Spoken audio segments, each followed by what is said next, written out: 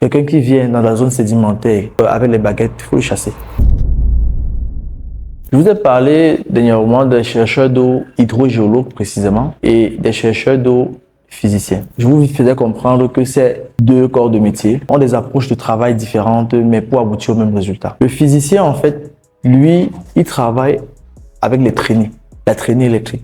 Et cette traînée électrique qu'il fait, si vous voulez connaître ce que c'est qu'une traînée électrique, faites vos recherches. Il fait une traînée électrique et il définit les différents points de sondage qu'il va faire plus tard. Son travail est assez long et fastidieux, c'est pour ça que c'est payé assez cher. Il fait une traînée électrique, il identifie les points de sondage et après il revient faire un sondage électrique complet par la méthode Schlumberger ou bien une autre méthode qu'il estime maîtriser. Mais généralement, c'est la Schlumberger qu'il utilise pour pouvoir avoir le profil complet des points de sondage qu'il a choisi. C'est comme ça que le physicien travaille. Le géologue ou bien l'hydrogéologue travaille différemment. Le premier outil de l'hydrogéologue sur le terrain, ce sont ses baguettes de fer de schiste. Les gens utilisent le tungstène, d'autres matières. Mais moi, personnellement, j'utilise le fer de schiste parce que pour moi, avec moi, ça marche. Il y a d'autres matières qui sont utilisées, mais bon, chacun fait avec ce qu'il maîtrise. Les baguettes, je vous ai dit dans une vidéo précédente, ça ne marche pas dans le contexte sédimentaire. Dans le contexte sédimentaire, comme je l'ai dit, c'est alternance argile-sable, argile-sable.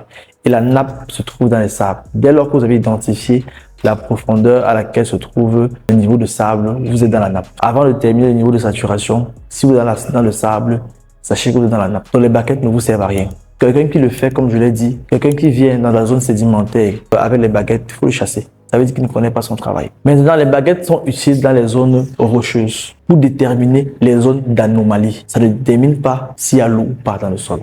Ça détermine les zones d'anomalie. C'est à ça que c'est les baguettes. Et même pour passer les baguettes, ce que le géologue fait, il fait d'abord ce qu'on appelle une observation du terrain.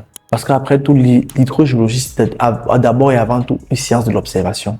Sur le terrain, avec un œil aguerri, vous pouvez déterminer les irrégularités du relief qui peut potentiellement abriter une fracture ou de l'eau. Le géologue a cette formation, a cet œil aguerri que le physicien n'a pas.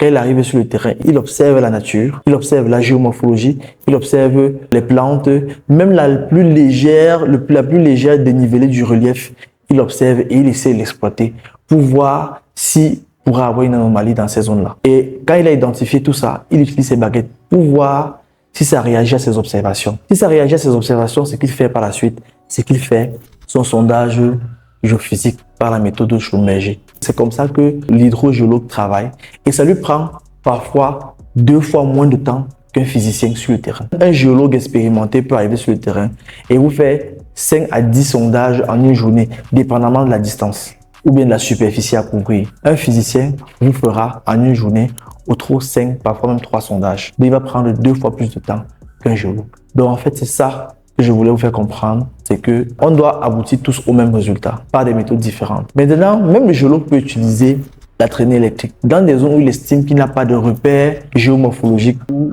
végétariennes pour pouvoir déterminer où il y a anomalie. Certes, il peut utiliser aussi les baguettes. Ça peut réagir, ça peut ne pas réagir.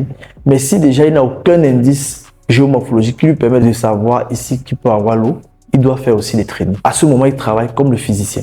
Généralement, sur des reliefs relativement plats, comme au désert, généralement, c'est comme ça que le géologue est appelé à travailler. Et aussi au désert, il y a des indices géomorphologiques qui permettent de travailler sans pour autant utiliser les traînées électriques. Mais ça, on reviendra dessus plus tard. Mais déjà, je vais vous faire comprendre que, dépendamment du contexte, des indices visuels, géomorphologiques, naturels qui se trouvent sur un site, le géologue a la capacité de travailler plus rapidement qu'un physicien. Le plus important, c'est d'avoir le résultat, c'est-à-dire découvrir s'il existe effectivement une nappe dans le sol. C'est comme ça qu'on travaille en géophysique. C'est comme ça qu'on travaille dans la recherche de l'eau.